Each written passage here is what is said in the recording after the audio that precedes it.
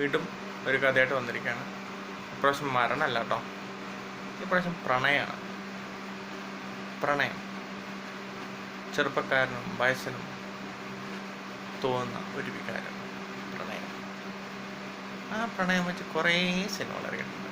എന്നാൽ ഒരു കോമഡി പടം പ്രണയം വെച്ചിട്ട്, അതെ, 1989 സത്യനന്ദിക്കാടിൻ്റെ സംവിധാനത്തിൽ രഘുനാഥ് പലേരി തിരക്കഥയിലെഴുതിയ ഒരു അതിമനോഹരമായ ഗ്രാമാന്തരീക്ഷത്തിലുള്ള ചിത്രം. സത്യനന്ദിക്കാടിൻ്റെ സംവിധാനം എന്ന് പറയുമ്പോൾ അറിയാം, ഒരു ഗ്രാമത്തിലെ കഥകളൊക്കെ, മനോഹരമായ കുടുംബ ബന്ധങ്ങളൊക്കെ ഉള്ള കഥകൾ. അതെ, അങ്ങനെ വളരെ രസകരമായ മനോഹരമായ പടം. ഇന്ന് അതിനെ പറ്റിയാണ് പറയുന്നത്. കേൾക്കുമ്പോഴേ നിങ്ങൾക്ക് ഡൗട്ടില്ലേ? ആ തന്നെ, മഴവിൽ കാവടി 1989 റിലീസ് ചെയ്ത പടം. അപ്പോൾ നമുക്ക് അതിലേക്ക് പോയാലോ? നമുക്കെല്ലാം ഒരു അമ്മാവനുണ്ടാവും, അമ്മാവന് സുന്ദരിയായ മകളുണ്ടാവും.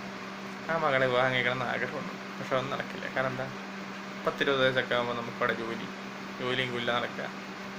അവൾക്കും അതുപോലെ 10-18 വയസ്സ്. എങ്ങനെ വിവാഹം കഴിക്കാം? കാശിൻ്റെ കാര്യങ്ങളിൽ ആരും സമ്മതിക്കില്ല. അതേ തീം വെച്ചു സത്യനന്ദിക്കാട് ഇതഞ്ച് പടമാണ് മഴക്കാവടി. അപ്പോൾ കഥ എങ്ങനെയാണ്? വേലായുധൻകുട്ടി ഒരു അഭ്യസ്തനായ ചെറുപ്പക്കാരനാണ്. വേലായുധൻകുട്ടി ജീവിതാഭിലാഷം എന്ന് പറയുന്നത് തൻ്റെ അമ്മാവൻ്റെ മകളായ അമ്മണിക്കുട്ടിയെ വിവാഹം കഴിക്കുകയാണ്. ശങ്കരൻകുട്ടി മേനോനാണ് അമ്മാവൻ. ഈ വേഷം കഴിക്കാൻ ചെയ്യുന്നത് ഇന്നസെൻ്റാണ്.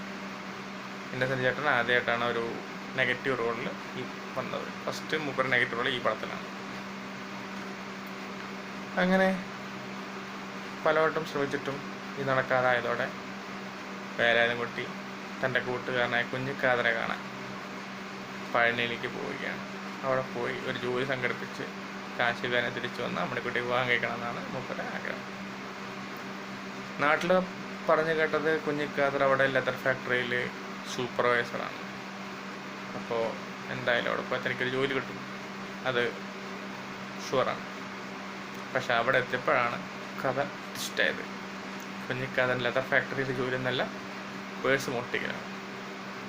കുഞ്ഞിക്കാതർ തപ്പി നടന്ന് വേലായുധൻകുട്ടി പോലീസുകാരെ മുമ്പിൽ പെടുകയും പോലീസുകാർ ജയിലിലാക്കുകയും പിന്നെ അവിടെ നിന്ന് മൂപ്പർ പുറത്തെത്തും. അപ്പോൾ മൂപ്പർ സത്യം മനസ്സിലായി, കുഞ്ഞിക്കാതർ കള്ളനായിരുന്നു, അല്ലാതെ സൂപ്പർവൈസർ ഒന്നല്ല. പിന്നെ ഉണ്ടാകുന്ന രസകരമായ നിമിഷങ്ങൾ, അതാണ് ഈ പടത്തിൻ്റെ ഇതിവൃത്തം.